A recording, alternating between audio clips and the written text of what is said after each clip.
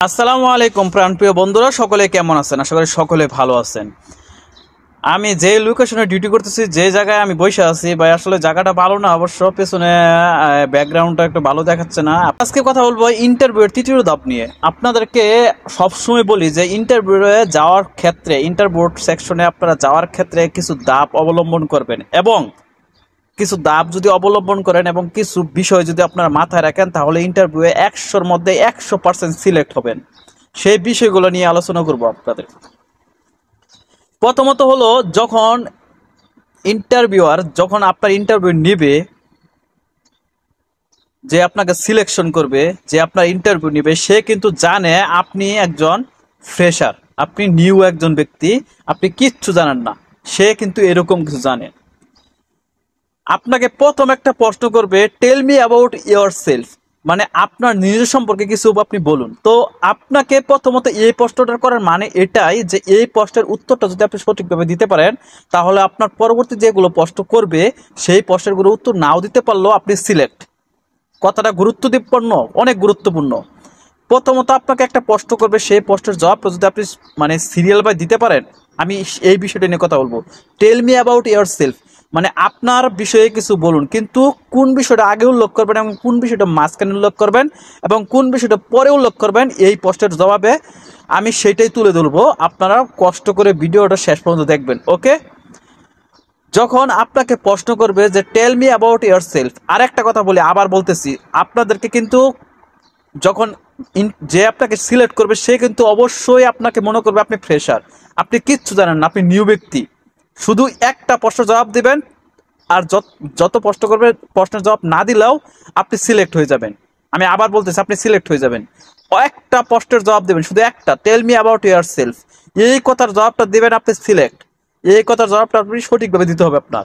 পরবর্তী প্রশ্নের জবাব যদি আপনি দেন, ভালো, না দিলে কোনো সমস্যা নেই, কিন্তু এই প্রশ্নের জবাবটা আপনি কিভাবে দেবেন সেই বিষয়ে আলোচনা করতেছি। যখন আপনাকে প্রশ্ন করবে, আপনি রুমের ভিতরে ঢুকলেন, excuse me sir, may I come in sir, আপনি বলবেন।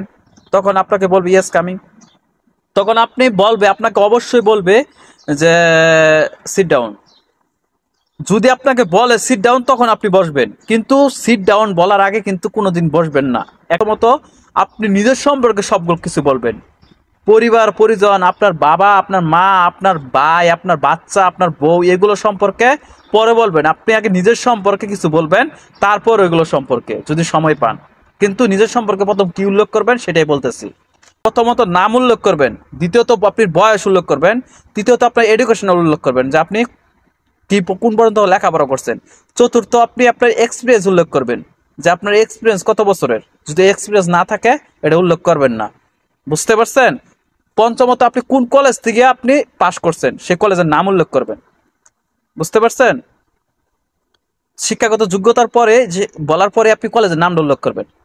এই বিষয়গুলো উল্লেখ করার পর তারপর আপনি আপনার আপনার ভাই বোন আপনি কয়জন, আপনি আপনার বাবা মা কি করে, আপনার বাবা কি করে, আপনার মা কি করে, তারপর আপনি দুবাই কেন যেতে যাচ্ছেন, আপনি দুবাই কেন যাবেন, তারপর আপনি কি কি কাজ পারেন, মানে অভিজ্ঞতা এক জিনিস, আপনার এক্সপিরিয়েন্স এক জিনিস, এক্সপিরিয়েন্স সার্টিফিকেট আছে সেটা উল্লেখ করবেন, কিন্তু আপনি কি কি কাজ পারেন সেটাও এখানে উল্লেখ করবেন শেষে। বুঝছেন? এই কথাগুলো যদি আপনি বলতে পারেন, তারপর আপনাকে সেকেন্ড কোশ্চেন করবে। এই কোশ্চেন শেষ, এই প্রশ্নের উত্তর শেষ। তো সেকেন্ড কোশ্চেন আপনাকে এইভাবে করবে যে হোয়াট ইজ সিকিউরিটি, এরকম প্রশ্ন করতে পারে, হোয়াট ইজ ফায়ার, এগুলো প্রশ্ন করতে পারে। এগুলো কিন্তু আপনি জানেন না কিছু, তবু আপনাকে করবে, কারণ সে জানে আপনি ফ্রেশার, আপনি এগুলো বিষয়ে কিচ্ছু জানেন না, তারপর আপনাকে এগুলো প্রশ্ন করবে। বুঝতে পারছেন? এগুলো তো আপনার অভিজ্ঞতা নাই, কিন্তু এগুলো প্রশ্ন কেন করে? একটু একটু জ্ঞান খাটান। এগুলো প্রশ্ন তো আপনার কোনো অভিজ্ঞতা নাই, তাহলে এগুলো প্রশ্ন কেন করে? বলেন কেন করে? এগুলো করে শুধু এই আপনার নিয়ম ঠিক রাখার জন্য। প্রথম কিন্তু আপনাকে সিলেক্ট করে নিয়েছি, প্রথম প্রশ্নের উত্তর দিতে পারছেন, সেটাই আপনি সিলেক্টেড। এগুলো প্রশ্নের উত্তর দেওয়ার প্রেক্ষাপটে এটাই, যে আপনার নিয়মটা যে ঠিক রাখতে হবে। একটা প্রশ্ন করলে তো হয় না, 3-4টা প্রশ্ন করতে হয়। তো এর মধ্যে এই প্রশ্নটাও করতে পারে যে what is security, what is fire, what is alarm, এগুলোই প্রশ্ন করবে, এগুলো স্যার আর কোনো প্রশ্ন করবেন না। যে আপনি কেন দুবাই যেতে চাচ্ছেন, এগুলো প্রশ্ন করতে পারে। আরো কিছু কিছু প্রশ্ন আছে। আমাকে প্রশ্ন করছিল যে হোয়াট ইজ সিকিউরিটি, এরকম প্রশ্ন করছিল আমাকে সেকেন্ড কোশ্চেন। তারপর আমাকে তৃতীয় নাম্বার প্রশ্ন করছিল, ভুলে গেছি ভাই। তো এগুলো প্রশ্ন করবে। তো প্রথমত যে প্রশ্নের জবাবটা আমি বললাম আপনাদেরকে, এইটাই কিন্তু মেইন, এইটাই মেইন। আমি যে সিরিয়াল ভাই আপনাদেরকে বললাম, এভাবে আপনারা উল্লেখ করবেন।